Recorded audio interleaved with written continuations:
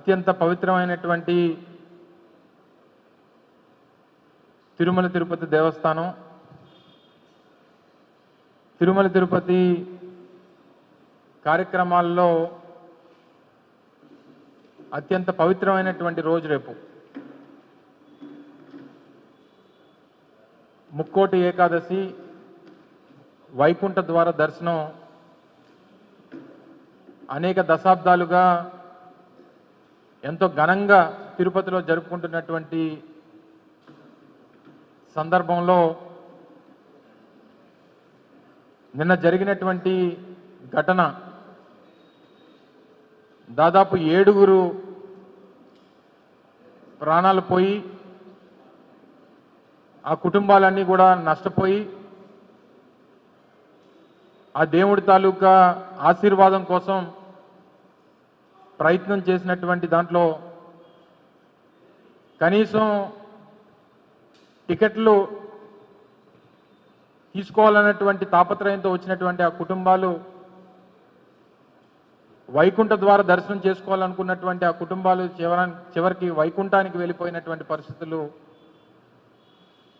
నిన్న రాష్ట్ర వ్యాప్తంగా దేశవ్యాప్తంగా అలా తిరుమల తిరుపతి దేవస్థానంలోనే ఒక బ్లాక్ డేగా దీన్ని అభివర్ణించాల్సినటువంటి అవసరం ఉంది. గడిచినటువంటి 7 మాసాలుగా తెలుగుదేశం పార్టీ కూటమి ప్రభుత్వం అధికారంలోకి వచ్చిన దగ్గర నుంచి అనేక ప్రభుత్వం తీసుకోవాల్సినటువంటి నిర్ణయాలు లేదా ప్రజలకి అనుకూలంగా తీసుకోవాల్సినటువంటి నిర్ణయాల్లో అన్నీ కూడా ప్రజా వ్యతిరేక కార్యక్రమాలు చేసి ప్రజా వ్యతిరేక నిర్ణయాలు చేసి దాని మీద వారికి వస్తున్నటువంటి చెడ్డ పేరుని ఏ రకంగా దాని నుంచి బయటపడాలన్నటువంటి ఉద్దేశంతో అనేక డైవర్షన్ పాలిటిక్స్ చేసుకున్నటువంటి సందర్భంలో గతంలో జూన్ జూలై మాసాల్లో అత్యంత పవిత్రమైనటువంటి తిరుమల తిరుపతి దేవస్థానానికి సంబంధించినటువంటి లడ్డూ విషయంలో ఏ రకంగా రాజకీయంగా దాన్ని వాడుకున్నారు అన్నటువంటిది కూడా మనం చూసాం. చివరికి జరుగుతున్నటువంటి పరిణామాలు నిన్న జరిగినటువంటి ఘటన రాష్ట్ర వ్యాప్తంగా కోట్లాది మంది తిరుమల తిరుపతి దేవస్థానానికి సంబంధించినటువంటి ఆ వెంకటేశ్వర స్వామి భక్తులు అలాగే దేశవ్యాప్తంగా ప్రపంచంలోనే అత్యంత పవిత్రమైనటువంటి హిందూ దేవాలయం తిరుమల తిరుపతి దేవస్థానం దాదాపు రోజుకి 80,000 నుంచి 1,00,000 మంది భక్తులు దర్శనానికి వచ్చేటువంటి అతి పవిత్రమైనటువంటి దేవాలయం. మరి ముఖ్యంగా ముక్కోటి ఏకాదశి అంటే ఉత్తర ద్వార దర్శనం చేసుకోవాలనేటువంటి తాపత్రయంతో లక్షలాది మంది భక్తులు ఆ రోజు అత్యంత పవిత్రమైనటువంటి దినంగా భావించి వచ్చేటువంటి సందర్భంలో చూసుకోవాల్సినటువంటి చేయాల్సినటువంటి ఏర్పాట్లు తిరుమల తిరుపతి దేవస్థానం కానీ రాష్ట్ర ప్రభుత్వం కానీ చేయలేక ఏ రకంగా విఫలమైందో అనేటువంటి దానికి నిన్నటి ఘటన ఒక నిదర్శనం అని చెప్పి సందర్భంగా తెలియజేస్తా ఉన్నా. మీ అందరికీ తెలుసు అనేక దశాబ్దాలుగా తిరుమల తిరుపతి ముక్కోటి ఏకాదశి వైకుంఠ ద్వార దర్శనం అంటే సహజంగా ఏ రోజైతే ముక్కోటి ఏకాదశి ఉంటుందో ఆ ఒక్కరోజు మాత్రమే అవకాశం ఉండేది. కానీ మా ప్రభుత్వం గతంలో 5 సంవత్సరాలు అధికారంలో ఉన్నప్పుడు ఆ రోజు భక్తుల తాలూకా మనోభావాలకి అనుగుణంగా ఎందుకంటే ముక్కోటి ఏకాదశి అనగానే దేశవ్యాప్తంగా ఉన్నటువంటి అనేక మంది విఐపీస్ కానీ లేదా అనేక మంది ఇతరితర రాష్ట్రాల నుంచి వచ్చేటువంటి భక్తులు కానీ పెద్ద ఎత్తున పోటెత్తా ఉన్నారు. ఈ అవకాశం అందరికీ దొరకట్లేదు.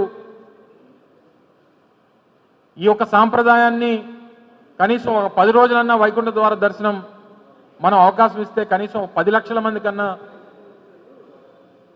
మనం ఆ వైకుంఠ ద్వార దర్శనం చేయించుకునేటువంటి దానికి అవకాశం కల్పించేటువంటి వాళ్ళం అవుతామని చెప్పి హిందువుల తాలూకా మనోభావాల్ని భక్తుల తాలూకా మనోభావాల్ని ఇవన్నీ కూడా పరిగణలో తీసుకొని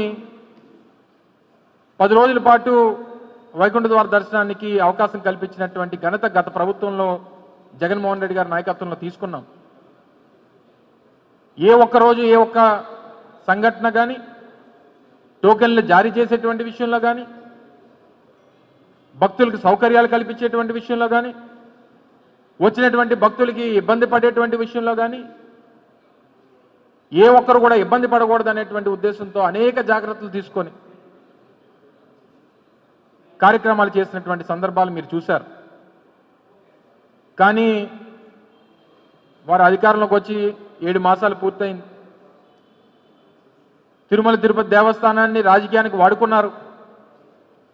లడ్డూ వ్యవహారాన్ని రాజకీయానికి వాడుకున్నారు. లడ్డూ విషయంలో దేశ స్థాయిలో ప్రపంచ స్థాయిలో హిందువుల మనోభావాలతో ఆడుకున్నారు. చివరికి ఏ రకంగా చంద్రబాబు నాయుడు గారు కూటమికి చెందినటువంటి నాయకులు అబాస్పాలయ్యారో చూసాం. ఈ లడ్డూ ఏదైతే పవిత్రతని మంటగలిపేటువంటి ప్రయత్నం చేశారు. చివరికి ఏ రకంగా వారు దేశవ్యాప్తంగా ప్రపంచవ్యాప్తంగా అబాస్పాలయ్యారో ఇవన్నీ కూడా మనం గతంలో చూసాం. ఈరోజు జరిగినటువంటి ఘటనకి, ఈ చనిపోయినటువంటి 7 ప్రాణాలకి ఎవరు బాధ్యత? వైఎస్ఆర్ కాంగ్రెస్ పార్టీ ఇది ప్రభుత్వ హత్యలుగానే భావిస్తుంది అనేటువంటి విషయాన్ని ఈ సందర్భంగా మీ ద్వారా ప్రజలకు తెలియజేస్తా ఉన్నాం. ఎందుకు ప్రభుత్వ హత్యలుగా భావిస్తూ ఉందనంటే, ఇది ఎంత పవిత్రమైనటువంటి రోజు, ఈ పవిత్రమైనటువంటి ఈ రోజుకి వచ్చేటువంటి భక్తుల తాకిడిని బేరీజు వేయాల్సినటువంటి అవసరం ప్రభుత్వం మీద ఉంది, అధికారుల మీద ఉంది, టీటీడీ అధికారుల మీద ఉంది, రెవెన్యూ శాఖ స్థానికంగా ఉన్నటువంటి రెవెన్యూ డిపార్ట్మెంట్ కానీ, పోలీస్ డిపార్ట్మెంట్ కానీ, ఇంటెలిజెన్స్ కానీ, ఇదంతా ఏమైపోయింది రాష్ట్ర ప్రభుత్వం అనేటువంటి విషయాన్ని మీ ద్వారా ప్రభుత్వాన్ని అడుగుతా ఉన్నాం.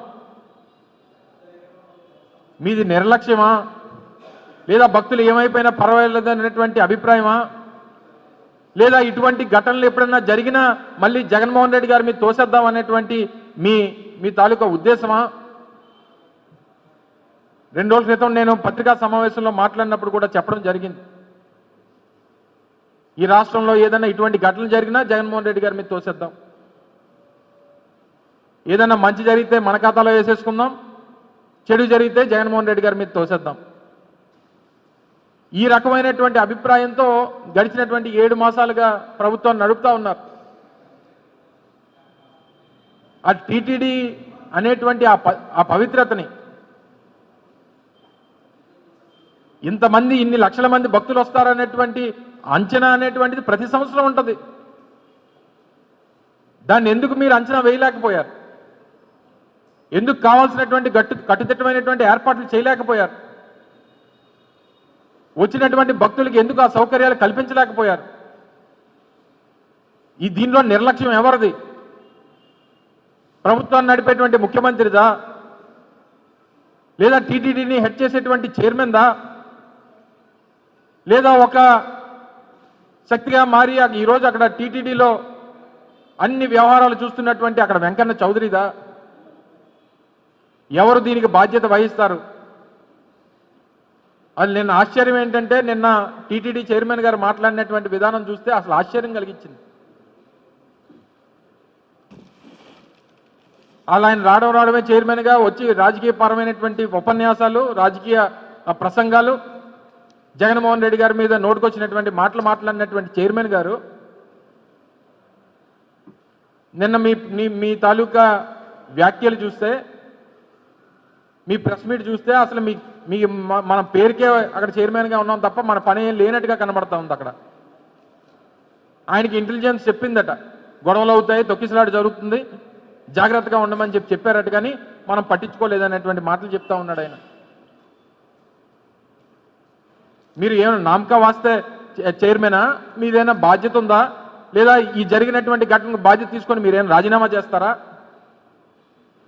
లేదా ఈ ఘటన జరిగినటువంటి దానికి కారకుడైనటువంటి ఆ జేఈఓ ఎవరైతే ఈ వెంకన్న చౌదరి, చంద్రబాబు నాయుడు ఏదన్నా ఉంటే నేను చంద్రబాబు నాయుడు గారితోనే మాట్లాడుతాను తప్ప నేను ఎవరితో మాట్లాడాల్సినటువంటి పని లేదని మాట్లాడుతున్నటువంటి ఆ వెంకన్న చౌదరి గారిదా? ఎవరు దీనికి బాధ్యత తీసుకుంటారు? ఈరోజు చనిపోయినటువంటి 7గురిలో 5గురు ఉమ్మడి విశాఖపట్నం జిల్లాకు చెందినటువంటి వారు 5గురు చనిపోయారు. ఇదే మద్దిలిపాలెంకి సంబంధించి విశాఖపట్నం నగరంలో 4గురు, నర్సీపట్నంలో 1, 5గురు విశాఖపట్నం ఉమ్మడి విశాఖపట్నం జిల్లాకు చెందినటువంటి 5గురు భక్తులు నిన్న జరిగినటువంటి ఘటనలో చనిపోయారు. మరో 4గురు పరిస్థితి విషమంగా ఉందని చెప్తా ఉన్నారు. ఈ జరిగినటువంటి ఘటనకు బాధ్యతలు ఎవరు తీసుకుంటారు? ప్రజలు కానీ వైఎస్ఆర్ కాంగ్రెస్ పార్టీ కానీ ఇది ముమ్మాటికి వైఎస్ఆర్ కాంగ్రెస్ పార్టీ డిమాండ్ చేస్తూ ఉంది. ఇది ముమ్మాటికి ప్రభుత్వం తాలూకా హత్యలు, చంద్రబాబు నాయుడు గారు చేసినటువంటి హత్యలు గతంలో ఎప్పుడు కూడా టీటీడీలో ఇటువంటి ఘటనలే లేవు. ఇక్కడ నాకు తెలిసి ఇక్కడ ఉన్నటువంటి వారు ఎవరం కూడా గతంలో ఎప్పుడు వినుండం, చూసుండం, ఎరుగుండం. తిరుమల తిరుపతి దేవస్థానం ఆ పవిత్రత, వచ్చేటువంటి భక్తుల తాకిడి, రోజు రోజుకు పెరుగుతున్నటువంటి భక్తుల తాలూకా సంఖ్య, ఇప్పుడున్నటువంటి పరిస్థితులు, ఇప్పుడున్నటువంటి టెక్నాలజీ, ఇప్పుడున్నటువంటి ఫెసిలిటీస్, ఇవన్నీ కూడా అవకాశం ఉండి కూడా మీరు ఫెసిలిటేట్ చేయకపోతే వాళ్ళు మీరు ఏం చేస్తున్నట్టు? ఎవరి కోసం పనిచేస్తున్నట్టు? అసలు ఈ వెంకన్న చౌదరి అనేటువంటి వ్యక్తి టీటీడీ సేవలో ఉన్నారా, టీడీపీ సేవలో ఉన్నారా అనేటువంటిది అర్థం కావట్లేదు. ఈ వెంకన్న చౌదరి అనేటువంటి ఆయన వెంకన్న బాబు సేవలో ఉన్నాడా, చంద్రబాబు సేవలో ఉన్నాడా అనేటువంటిది అర్థం కావట్లేదు.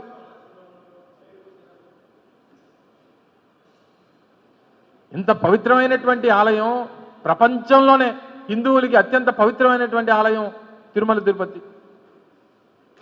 రోజుకి 1,00,000 మంది భక్తులు వచ్చేటువంటి దేవాలయం, అత్యంత పవిత్రమైనటువంటి రోజు. మీకు ఏమి కానట్టు మీరు పట్టించుకోకుండా ఈరోజు ఎంతమంది ప్రాణాలు పోయాయే. ముఖ్యమంత్రి గారేమో ఆయనేమో అధికారుల మీద ఆయన కోప్పడ్డారనేటువంటిది రాత్రి అంతా కూడా ఏదో టీవీల్లో వాళ్ళకి కావాల్సినటువంటి టీవీ ఛానల్స్లో వారు చూపించుకునేటువంటి ప్రయత్నం చేశారు. అధికారుల మీద కోప్పడ్డారు, లేకపోతే చైర్మన్తో తగుపడ్డారు, చనిపోయినటువంటి వారిని చూసి బాధపడ్డారు. ఇవి కాదు కావాల్సినటువంటివి. దీనికి పూర్తి బాధ్యత ముఖ్యమంత్రిది, ప్రభుత్వానిది, టీటీడీలో పనిచేస్తున్నటువంటి ఆ ప్రముఖ అధికారులది, అలాగే తిరుపతికి సంబంధించినటువంటి ఎస్పీది, కలెక్టర్ది. వీరందరూ కూడా బాధ్యత తీసుకోవాలనేటువంటిది, వీరందరి బాధ్యత అనేటువంటి విషయాన్ని వైఎస్ఆర్ కాంగ్రెస్ పార్టీ డిమాండ్ చేస్తూ ఉంది. చనిపోయినటువంటి ప్రతి కుటుంబానికి ₹1 కోటి ప్రభుత్వం తరపు నుంచి సాయం అందించాలని వైఎస్ఆర్ కాంగ్రెస్ పార్టీ డిమాండ్ చేస్తూ ఉంది. ఎవరైతే ప్రాణాల కోసం కొట్టుమిట్టాడుతూ ఉన్నారో, దెబ్బలు తగిలి ఈరోజు హాస్పిటల్స్లో చికిత్స పొందుతూ ఉన్నారో, వారికి ₹20 లక్షల ప్రభుత్వం తరపు నుంచి సాయం చేయాలని చెప్పి వైఎస్ఆర్ కాంగ్రెస్ పార్టీ డిమాండ్ చేస్తూ ఉంది. వీళ్ళకంతా కూడా రోడ్ షోలు నిన్న చూసాం. సొమ్మొకటిది, సోకొకటిది. నిన్న విశాఖపట్నంలో జరిగినటువంటి ప్రారంభోత్సవాలు, సరే ప్రధానమంత్రి గారు వచ్చారు, వెల్ అండ్ గుడ్. మీరు ఈ 7 నెలల్లో 7 మాసాల్లో మీరు